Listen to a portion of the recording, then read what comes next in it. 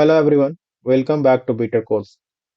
Uh, so this is a continuous video for this debugging lecture.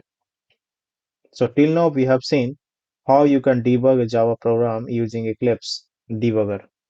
So in short, I will explain.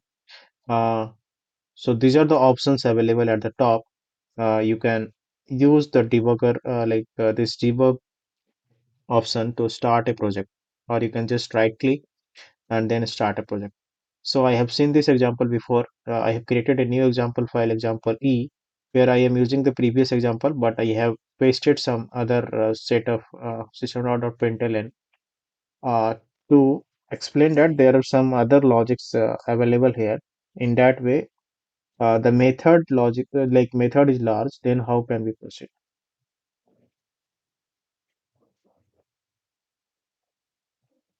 So to start the debugger, you can right click and then you can do the debug as Java application. And if it will ask you to switch the perspective, you can click on switch, so it will switch the perspective. So perspective is nothing but a view. So here it is Java, and then we have switched to debug. Now here we have variable section which shows the current variable values, breakpoint which shows the breakpoints enabled line number, expression where we can write some expression to get the current executed value inside this method. Okay, so we have added a breakpoint at line number 36 inside the method. That's why while calculating, there are no breakpoints here, so it doesn't stop here.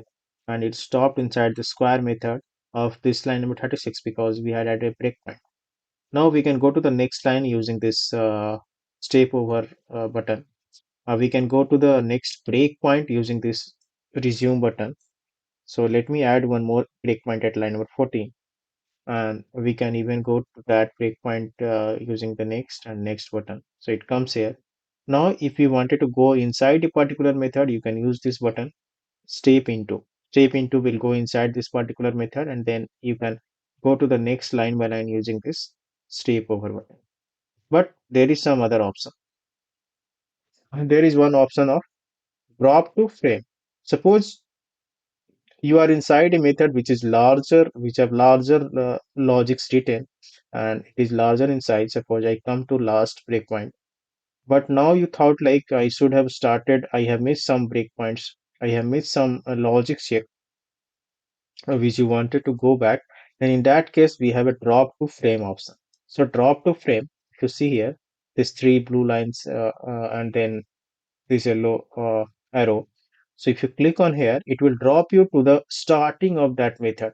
You are inside some method and it will drop you to the starting of that method.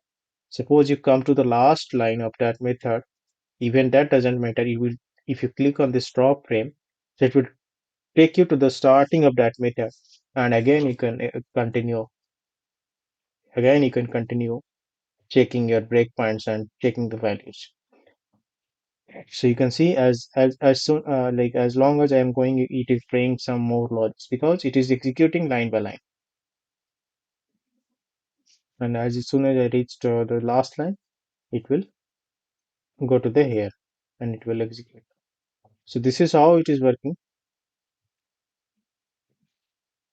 So this is for drop frame. See you in the next video. Thank you.